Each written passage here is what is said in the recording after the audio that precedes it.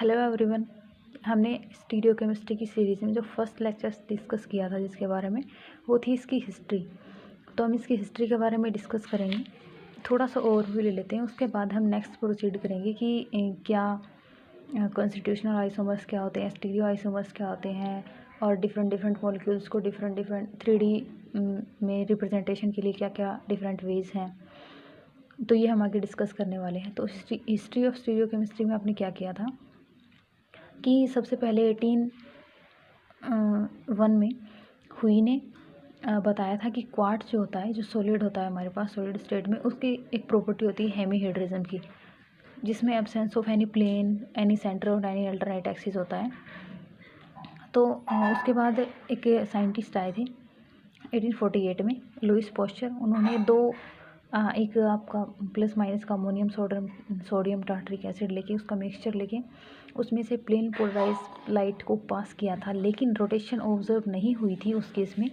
तो उन्होंने उसको कह दिया कि नॉन रोटेटिंग मिक्सचर है। लेकिन जब उसके दो अलग अलग क्रिस्टल थे, उनको अलग अलग ले करके और फिर सॉल्यूशन बनाकर और फिर पीपीएल लाइट यानी कि प्लेन पोलराइज लाइट को पास किया उसमें से, तो उन्होंने ऑब्ज़र्व किया कि ये प्लेन पोलराइज लाइट को रोटेट करते हैं। ये मिक्सचर एक राइट डायरेक्शन में रोटेट करता है तो उसको डेक्स्टर रोटेटरी बोल दिया, और एक लेफ़्ट डायरेक्शन में रोटेट करता है तो उसको लीवो रोटेटरी बोल दिया।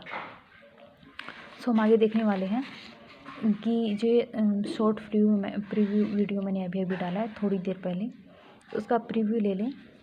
जस्ट हम नेक्स्ट में डिस्कस करेंगे कि वो दो क्रिस्टल थे, जैसे कि ई क्रिस्टल है टार्टरिक एसिड का, कोई भी एक क्रिस्टल है, वो सेपरेटली लिया, उसका सॉल्यूशन बनाया, फिर उसमें से प्लेन पोलराइज लाइट को पास किया। अगर वो राइट में रोटेट कर रहा है तो वो डेक्स्टर रोटेटरी है, और ये स्मॉल डी और स्मॉल एल से ही प्रेजेंट किए जाते हैं।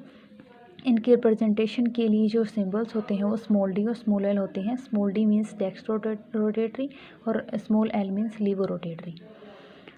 तो ये बिलोंग करते हैं ऑप्टिकल एक्टिविटी से optical activity of the compound.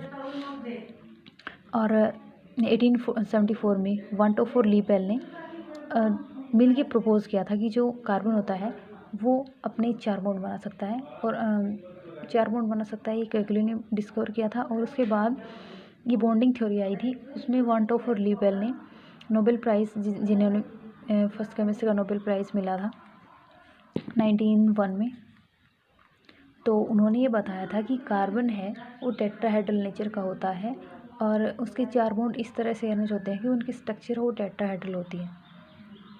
Got it.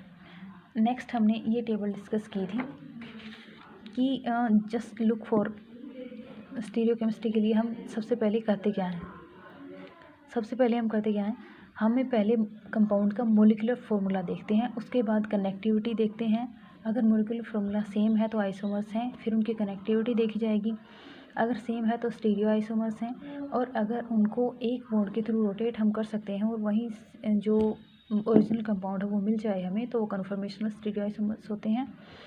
और कन्फर्मेशन किसी भी एक कंपाउंड के मॉलिक्यूल के इनफाइनाइट हो सकते हैं, और अगर हम उस कंपाउंड को एक बॉन्ड को ब्रेक करके या फिर 2 बॉन्ड को कांस्टेंट रख के और फिर रोटेट करें तो वो कॉन्फिगरेशनल आइसोमर्स होते हैं।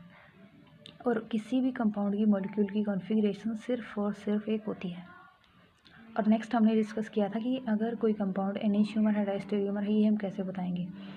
तो कोई भी कंपाउंड अगर एनेंशियोमर है तो सबसे पहले चेक करेंगे वो एक दूसरे की मिरर इमेज है या नहीं, उसको within the plane rotate करेंगे। अगर वो प्लेन रोटेट होगी, जो इमेज आ रही है आपकी, वो उस इमेज को ओरिजिनल से मैच करेंगे, तो वो कंपाउंड उसका एनेंशियोमर होगा।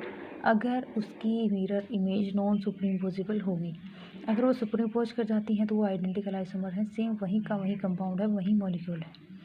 अगर नॉन सुपरइम्पोजेबल मिरर इमेज हमारी आती है, एक दूसरे को सुपरइम्पोज नहीं करते हैं, देन हमारा एनेंशियोमर होगा। और जब मिरर इमेज है ही नहीं तो बात वहीं पे ख़त्म हो जाती है, डायस्टेरियोमर। और डायस्टेरियोमर हम कब देखते हैं, एटलीस्ट 2 कायरल सेंटर्स हमारे पास होने चाहिए, मतलब डाई मतलब 2 कायरल सेंटर एटलीस्ट होने चाहिए हमारे पास, तब हम डायस्टेरियोमर कन्फर्म कर पाएंगे। सो नेक्स्ट हम डिस्कस करते हैं यहाँ से ही कि अगर लुक फॉर कनेक्टिविटी, अगर कनेक्टिविटी सेम है, उसकी फिज़िकल प्रॉपर्टीज़ सेम है, केमिकल प्रॉपर्टीज़ डिफरेंट हैं, तो हम आइसोमर्स को डिफ़ाइन करते हैं। तो आइसोमर्स क्या होते हैं? जिनका मॉलिक्यूलर फॉर्मूला सेम होता है, लेकिन उनकी प्रॉपर्टीज़ होती हैं, फिज़िकल, केमिकल, ऑप्टिकल जो भी प्रॉपर्टीज़ होती हैं सच का मॉलिक्यूल्स की, वो आइसोमर्स होते हैं, जिनका मॉलिक्यूलर फॉर्मूला सेम और बाकी प्रॉपर्टीज़ होती हैं वो डिफरेंट होती हैं। तो जैसे कि मैं आपको एग्जांपल दूं एक ईथर का, जिनका मॉलिक्यूलर फॉर्मूला सेम है C2H6O, C2H6O। तो इसको हम दो तरीके से डिफ़ाइन कर सकते हैं, एक तो अल्कोहल के रूप में और एक ईथर के रूप में। तो इनका मॉलिक्यूलर फॉर्मूला तो सेम है, लेकिन ये कंपाउंड डिफरेंट है, इनकी फिजिकल और केमिकल प्रॉपर्टीज़ बहुत डिफर करती हैं। तो ये कंपाउंड एक दूसरे के आइसोमर्स हैं। और आइसोमर्स को कैसे डिफाइन किया जाता है? नेक्स्ट, अगर कनेक्टिविटी सेम है तो स्टीरियो आइसोमर में चले जाएंगे, अगर कनेक्टिविटी डिफरेंट है तो कॉन्स्टिट्यूशनल आइसोमर्स में चले जाएंगे। उनका कनेक्शन ही डिफरेंट है तो कॉन्स्टिट्यूट ही डिफरेंट है, तो वो कॉन्स्टिट्यूशनल या स्ट्रक्चर आइसोमर्स हम उनको नया नाम देते हैं। तो कॉन्स्टिट्यूशनल आइसोमर्स में हम देखते हैं कि वो मॉलिक्यूल जिनका मॉलिक्यूलर फॉर्मूला तो सेम है, लेकिन उनकी प्रॉपर्टी में डिफरेंस होने के कारण, उनके स्ट्रक्चर में डिफरेंस होने के कारण, क्योंकि केमिकल प्रॉपर्टीज़, फिजिकल प्रॉपर्टीज़ है, ऑप्टिकल प्रॉपर्टीज़ हैं, वो सारी अलग अलग हैं, डिफरेंट हैं।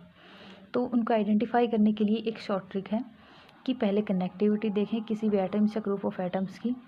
कनेक्टिविटी अगर सेम है तो स्टीरियो आइसोमर्स होंगे, अगर डिफरेंट है तो कॉन्स्टिट्यूशनल होंगे। तो हमें क्या देखना है? सिर्फ डिफरेंस देखना है कि डिफरेंस है कि नहीं है।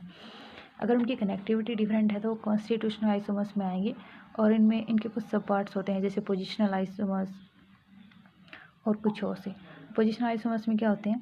पोजीशन है उस सेम मॉलिक्यूलर फार्मूला होगा, लेकिन जो ऑक्यूपाइड कैरेक्टरिस्टिक एटम है उसकी पोजीशन है वो अलग होगी, इसलिए हम उनको पोजिशनल आइसोमर्स कहते हैं। जिस वे में वो डिफरेंट दिखते हैं हम उसी का नाम देते हैं। जैसे ये आइसोमर है तो मतलब मॉलिक्यूलर फॉर्मूला सेम है, और पोजिशनल आइसोमर्स है इसका मतलब पोजीशन में डिफरेंट है, बाकी सेम है।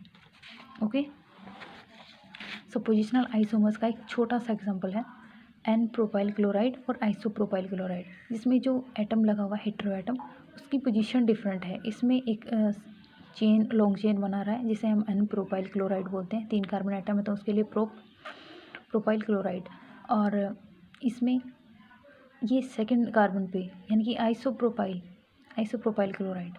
नेमिंग आई होप सो कि आपको आती होगी। बाकी हम एक नेक्स्ट सीरीज भी स्टार्ट करने जा रहे हैं नोमेनक्लेचर की, स्टीरियोकेमिस्ट्री के साथ ही उसको ओपन रखेंगे ताकि आपको नोमेनक्लेचर अच्छे से आती हो। और स्टीरियोकेमिस्ट्री में ऐसे क्वेश्चन अराइज होते हैं जिनमें आपको सीधा नेमिंग दिया जाएगा कंपाउंड का, और उसके बाद आपको बताना है कि क्या उसकी स्ट्रक्चर हो सकती है, उसके स्ट्रक्चर के हिसाब से उसको RS देना है, इर्थ्रो या थ्रियो कुछ भी पूछ सकते हैं। सो हमारा नेक्स्ट पार्ट है कॉन्स्टिट्यूशनल का एक second part, functional isomers.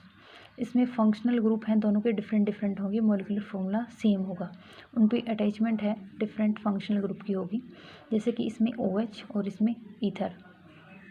अरेंजियन isomers, एक कंपाउंड आपका रिंग में और एक कंपाउंड आपका चेन में, और ये दोनों का मॉलिक्यूलर फॉर्मूला वो सेम होगा, सिर्फ आपकी इनको प्रेजेंट करने की जो रिप्रेजेंटेशन है वो डिफरेंट होगी, एक रिंग में होगा तो दूसरा चेन में होगा। जैसे कि प्रोपीन है उसको साइक्लोप्रोपेन, इनका मॉलिक्यूलर फॉर्मूला सेम है, तो ये दोनों एक दूसरे की आइसोमर्स हैं, और डिफरेंट किस चीज़ में है? रिंग और चेन में, यानी कि एक रिंग बना रहा है और एक चेन कंपाउंड। नेक्स्ट है हमारा मेटामेरिज्म वो स्ट्रक्चरल आइसोमेरिज्म है जिसमें डिफरेंट अल्काइल ग्रुप एक हेटेरो एटम के एक सेम फंक्शनल ग्रुप के डिफरेंट साइड से अटैच होंगे। जैसे ये वाला है, इस साइड A इस साइड B, यानी कि A और B जो है इनमें डिफरेंस होगा, नंबर ऑफ़ कार्बन है वो वेरी करेंगे, और ये हेटेरो एटम ही सेम होगा, फंक्शनल ग्रुप या हेटेरो एटम जो भी है वो सेम होगा। सारे मेटामर्स जो है वो पोजिशनल आइसोमरिज्म है, यानी कि उनकी पोजीशन ऑफ एटम्स है वो अलग अलग होगी, लेकिन सारे के सारे पोजिशनल आइसोमर्स मेटामर नहीं हो सकते, क्योंकि मेटामर में एक इम्पोर्टेंट कंडीशन ये होती है कि उसमें एक हेटेरो एटम है वो ज़रूर प्रेजेंस उसकी होनी चाहिए। कोई भी हेटेरो एटम आपको दिख जाए तो उसमें डायरेक्ट आप मॉलिक्यूलर फॉर्मूला चेक करो, उसके बाद अगर वो डिफरेंस आ रहा है उसकी कार्बन चेन में, उसके अटैचमेंट में, तो वो आपका मेटामर हो जाएगा। नेक्स्ट हमें कंपाउंड्स के लिए एक बहुत ही इंपॉर्टेंट फॉर्मूला की रिक्वायरमेंट पड़ती है। जैसे किसी भी कंपाउंड का मॉलिक्यूलर फॉर्मूला आपको दे दिया जाए और आपको पता करना है कि उसकी स्ट्रक्चर क्या होगी, तो उसकी स्ट्रक्चर फाइंड आउट करने के लिए एक सिंपल सा वे है डबल बॉन्ड इक्विवेलेंट। आपको double bond equivalent DBE normally इसको बोला जाता है। तो डबल बॉन्ड इक्विवेलेंट आप उसके फाइंड आउट कर लो, उसके बाद आपको पता चल जाएगा कि उस कंपाउंड की एक्चुअल स्ट्रक्चर क्या होने वाली है। सो इसको ऐसे डिफाइन किया जाता है, carbon number of carbon atoms minus monovalent atom divide by 2 plus trivalent atom divide by 2 whole plus 1। H क्या है यहाँ पे, मोनोवेलेंट एटम, जैसे कि मैंने आपको बताया, और Y है वो ट्राईवेलेंट एटम है।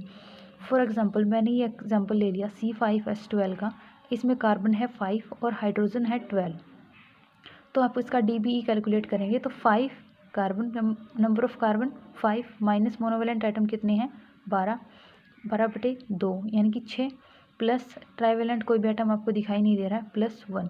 टोटल हमारा आ जाएगा 5 माइनस 6 प्लस 1, 5 माइनस 6 प्लस 1, 5 1 6 और 6 माइनस का हमारे पास था ही ऑलरेडी, तो हो जाएगा 0। यानी कि इस कंपाउंड में जो ये बनने वाला है आपका, जिसका मॉलिक्यूलर फॉर्मूला हमें गिवन है, इस कंपाउंड में कोई भी डबल बॉन्ड या रिंग प्रेजेंट नहीं है।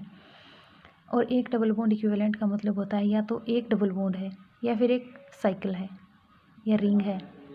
दो डबल बॉन्ड का मतलब है एक ट्रिपल बॉन्ड, या फिर एक ट्रिपल बॉन्ड इक्विवेलेंट होता है दो डबल बॉन्ड के, दो डबल बॉन्ड या दो साइकिल, या फिर दो डबल बॉन्ड को हम ऐसे भी एडजस्ट कर सकते हैं, एक डबल बॉन्ड एक साइकिल, क्योंकि एक डबल बॉन्ड एक साइकिल के इक्विवेलेंट है। ओके, सो C3H6O का अगर हम एग्जांपल लेके देखें, इसका डबल बॉन्ड इक्विवेलेंट निकालें तो 3 माइनस 6, क्योंकि ये डाइवेलेंट एटम है इसके ये काउंट नहीं होगा। यहाँ हमें ट्राईवेलेंट एटम चाहिए हैं, तो यहाँ पे ट्राईवेलेंट एटम 0 होगा। और इसके बाद डबल बॉन्ड इक्विवेलेंट हमारा आएगा इसका 1। तो इसकी स्ट्रक्चर या तो ये हो सकती है या ये हो सकती है, वो हम पर्टिकुलर स्पेक्ट्रोस्कोपी या किसी और टेक्निक से फाइंड आउट कर सकते हैं। बेसिकली हमें उस स्ट्रक्चर का बेस चाहिए होता है कि कैसी किस टाइप की वो स्ट्रक्चर बनने वाली है हमारी। नेक्स्ट हम डिस्कस करेंगे स्टीरियो आइसोमर के बारे में। सो मैं आपको नेक्स्ट लेक्चर में बताऊंगी कि स्टीरियो आइसोमर्स को हम